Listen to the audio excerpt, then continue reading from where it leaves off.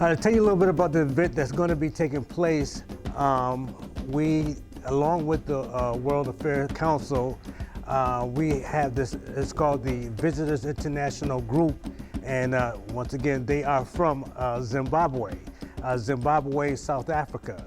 Matter of fact, to be more specific, Southeast Africa. And so they came to us and they told me what they were going to be doing and what they had planned. And I said, oh, that would be a fantastic event if we do it right. And so what we were thinking of doing is letting them come and show them around here at PAHMUSA, okay? Because once again, our slogan is where Black history comes alive. And so we wanted to make that feeling come to life for them. So we wanted to make them feel right at home, but not just feel right at home. We want to come and show them what America has to offer as well. And in being more specific, what Springfield has to offer. I, again, am the Executive Director of the World Affairs Council of Western Massachusetts. We were established here in 1926. We do a lot of things. We're small, but we're mighty. And one of the things we do is we work with the State Department's International Visitor Leadership Program, in which our embassies and consulates abroad identify up-and-coming leaders in various fields and bring them to the United States for a while to meet with their colleagues so that they can exchange best practices and network. And we were virtual during the pandemic, and now we're delighted to be back in person. This group is from Zimbabwe, and they are all high school educators in their home country in various cities, and they are especially interested in college admissions counseling and career advising. So while they're here in Western Massachusetts, they have or will soon meet with representatives from Mount Holyoke College, Springfield College, Elms College, Westfield State University, Holyoke Community College, and Smith College. And there they will hear about the international admissions process, as well as what kind of supports those colleges and universities provide for international students, and also how they do career advising for all of their students. They're also going to be having a meeting with the executive director of a college counseling association in Massachusetts, because they would like to start or actually strengthen college counselor associations in Zimbabwe, so that the high school counselors in their own country will be able to speak to one another, keep up on best practices, and help one another. In this particular project, which is a little bit different from some of our other projects, they actually came directly to New York instead of Washington, D.C., which is more common. They spent a few days in New York, and I know they went to Columbia and NYU there. And then they came here, and they came here on Thursday and will leave on Wednesday, so a week here.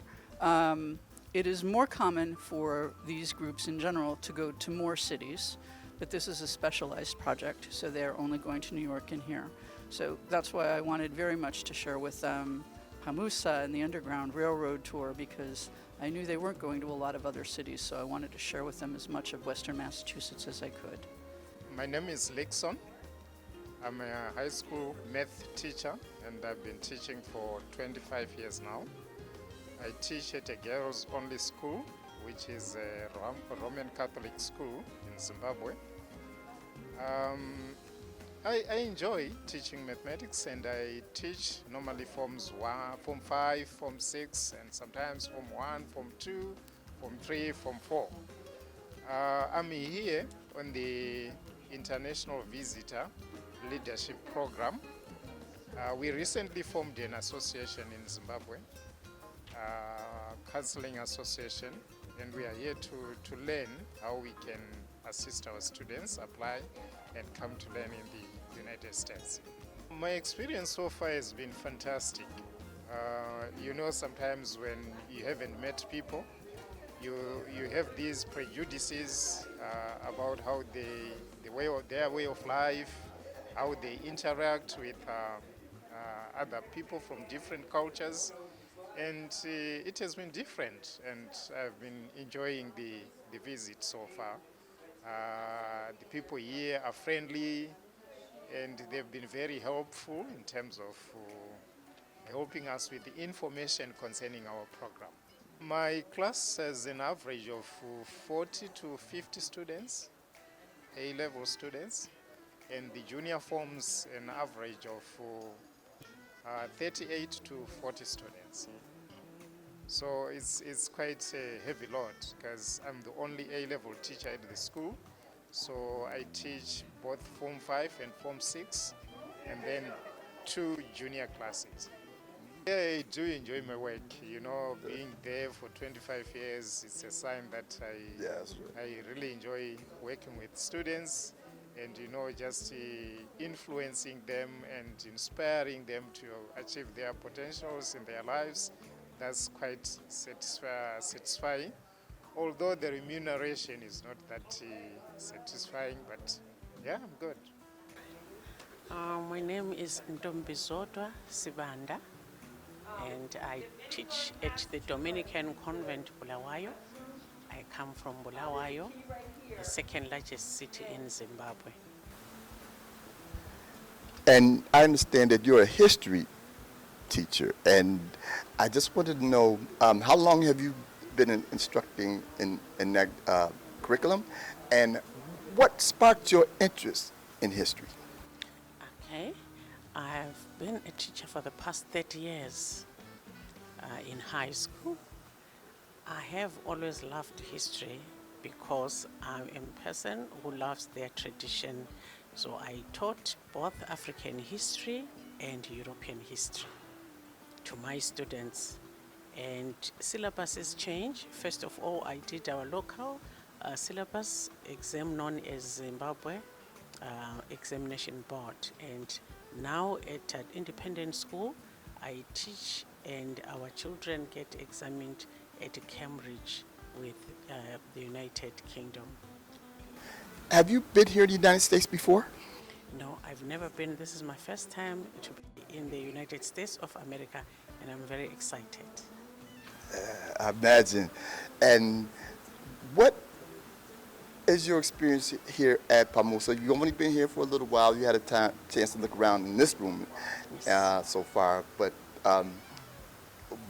was there anything that you could say about how you felt about the things that you did see? Yes. All the memories of teaching the topic on the slave trade, they came back. And I was interpreting some things to my friends who didn't understand exactly how the blacks in this country came about. So I did explain about the slave trade from West Africa, taking them through the Atlantic journey, which lasted months, and how they were treated when they got here, and how the slave trade was finally abolished. My full name is Georgina Mashita Mpofu, and I am a career counselor back in Zimbabwe. I work with students from about 13 years till 18 as they're making choices, decisions, applying to universities, and choosing the right careers for themselves.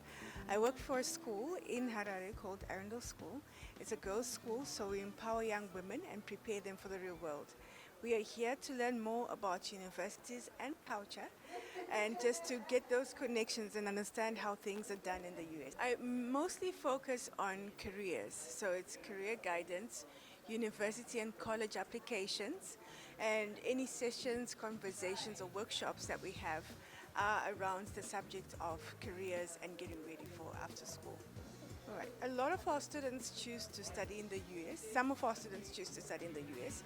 So I really want to have an understanding of the culture, the different schools, the different environments, so that when we are now advising, we get an idea of where they can be best placed, rather than just giving them a broad and general overview. So we've got a feel of different schools in terms of sizes and the courses that are on offer. We're happy about that, and it will definitely help with the guidance process.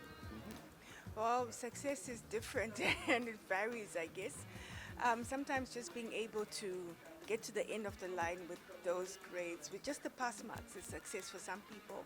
For those who are able to do a little bit more and get 10A stars and get scholarships, that's also success. But what I would say is true success is just students pushing hard to get to that objective, to just have that end in mind and pushing hard. Our students have really worked hard. All of them have worked hard. And now they're in different countries doing different things. So we celebrate them. They're also in Zimbabwe, I should say. So we're happy about that. And we celebrate their achievements.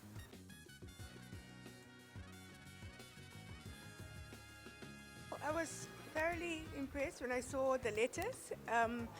Because when you shift the H and place it between the S and the A, it spells the word PAHMUSA, which is Shona for home or village. So sometimes when people have moved to the big city and they've got houses and all of that, they can actually say, I'm going back to Kumusha or PAHMUSA, which is just a bit more laid back. You've got probably your hut, you've got your relatives there, you've got the cattle, you've got your growing stuff, and you really feel grounded in that place because it's nice and calm. So it spells the word PAHMUSA, which really means home. And as Lynn pointed out, it also means roots.